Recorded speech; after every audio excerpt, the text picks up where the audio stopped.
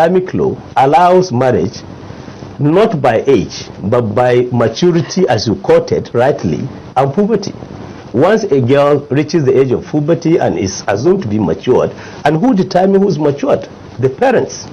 So, by Islamic law. So you are convinced that there will be a 13-year-old yes, who can be considered matured and ready for marriage, as just determined by any other law in the West, 70-year-old, even the so-called Western countries, the so-called we are talking about Nigerians. So they are the people focusing on Nigeria. In Nigerian law, we are a country of faiths, faithful people, Christian and Muslims. You check Bible. People will tell, some bishops will tell you that 12 years, 13 years, they still talk about the age of puberty. Isn't that so? Because a lot of these books were based 400-500 years ago, and so societies have changed. At that time that you're talking about, even young men used to marry at 16, 18, and so a 13-year-old may be betrothed to a man, but he's probably likely to be 3-4 years older than her, not 20, 30, 40 years older than her. Islam, Quran is for all times. That is, I believe. You see, the difference is that you cannot... But the Quran does not explicitly say that you should marry a girl at a young age. Hadith has said so. Hadith has said so. Who interprets Quran? Prophet Sallallahu Alaihi Wasallam. The messenger of God of Islam interpret what is in the Quran. Are you here talking about his marriage? Are you talking about his marriage to Aisha? I'm not even talking about his marriage. I'm talking about your own definition of... Yeah, it says maturity. It didn't say puberty. You focused on the physical. Agreed. You focused on the physical. No, I have agreed with your interpretation of maturity and puberty. What is maturity and puberty? What are the characteristics of a matured girl or a girl that attains the age of puberty, as far as that definition is concerned? Okay, now let me take you a little back. This is not the first time that you've been involved in controversy around child marriage. You married an Egyptian girl a few years ago, and the allegations was that she was 13 years old. She was the daughter of your driver, and you basically paid a dowry of $100,000 to be able to marry her. In other words, taking advantage of the poverty of the family. Can you shed light on what exactly happened? Because we seem to find you again and again in the midst of this sort of controversy. Allegations. And so this is the time to sort of, allegations are not facts. Okay. First of all, I got married under Islamic law. Okay.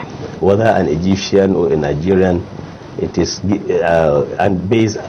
in Abuja, in the Central Mosque of Abuja. And I didn't marry my drivers. I don't have an Egyptian driver. I don't live in Egypt. All my drivers are Nigerians. Okay. Therefore, all these allegations, as you said, are not facts.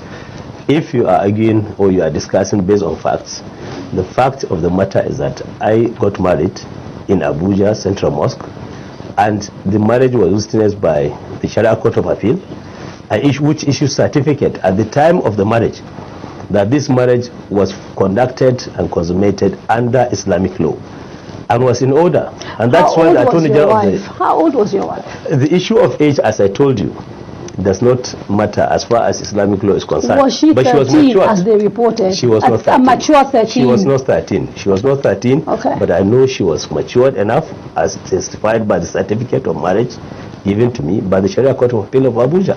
Okay. Now, you've got more than one wife. Yes. How many of those wives are under 21? Why this is so personal? You see, yes, the fact is that and if you want me to explain why, I can explain why. Yeah, okay, why do you ask the question? Well, because these are the issues being debated as to whether you are using... No, I said under 21. Whether you're using the guise of Islam let me give you example. To basically... Let me give you example. Give justification for your own personal behavior. Let me give you example. My wife, one of the wives I married, was a medical doctor. I know her. So that's why I asked you yourself. I tell you. But you have other wives apart from her. If I married a medical doctor, then you can determine how old she was when I married her by going to primary school, secondary school, and university, spending 7 years in university, doing an internship and youth service. Well, since then you've married other wives. So the issue is, as far as I'm concerned, I'm a Muslim and I'm entitled to live my life according to my faith, according to Islamic law. So long as I don't do any action that is against Islamic law, I am covered by Nigerian Constitution. The Nigerian Constitution is being amended.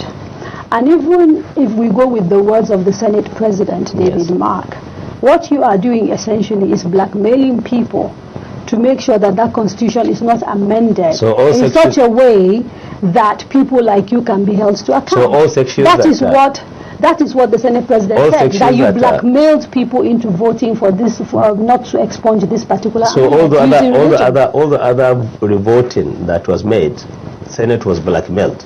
Or it's only Yerima that blackmailed the Senate? Well, that is what the Senate President said. Well, we were not there. I was not there. I'm just telling you what he said. It's semantics. It's his own statement. And he does not mean any harm to me, I'm sure. You see, the fact is that there were voting 3 times on 3 occasions. 2 occasions because before I even asked for a voting on my own issue. When I raised the first issue, the Senate President said, no, you cannot revisit because voting has already taken place. And I sat down. I went to pray. I came back. Then there was voting on 2 issues. And I demanded for a revote. So how can it be blackmailed? And before the revote took place, you stood up and basically made a passionate appeal to members and whipped up religious sentiments, apparently. Are you worried about the fact that already in Nigeria there is a lot of distrust among Muslims and Christians? There are tensions all over the place, both religious and tribal. Don't you worry that when you bring up the issue of religion time and time again and using religion to sort of push for a certain argument, that you are further growing the rift between the 2 religions? Let me just quote the Pope that just spoke in Brazil, who says gay people should be given freedom. The fact is that religious interpretations face issues of faith are very important in life. The camp president, for example, in Nigeria, camp chairman, said he was going to lead a demonstration to the National Assembly based on his own understanding, but he also said he was against gay marriage. So those gays who are seeing that they have the right to be gays are saying that he is using religious sentiments. So there's no way in life. You are either a Muslim, a Christian, a Jew, or a Hindu.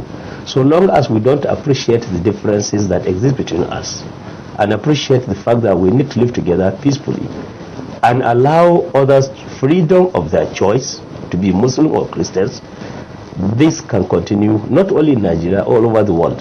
So this is about allowing Senator Yerima to practice his faith. That is how you see it.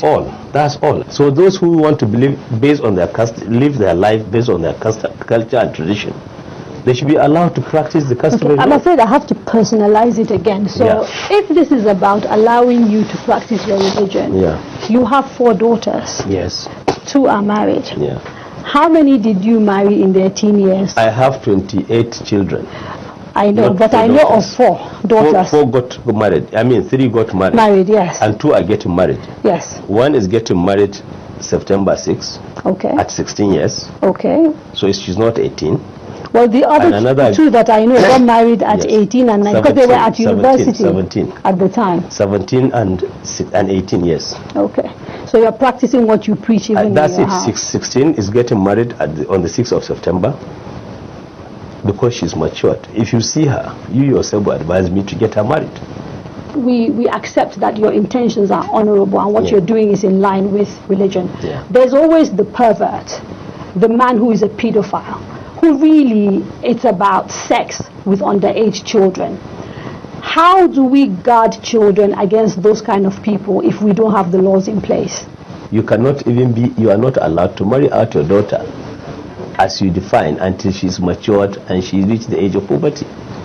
But you are telling us that if you marry your daughter out, the law, Islamic law, will apply on you. So children are protected under Islamic law. If maturity cannot be measured by an independent measure such as age, how do you form laws that will apply across board? The law is already there. No, but how do you apply the law? If you don't have an independent measure of when a child is mature and is subject to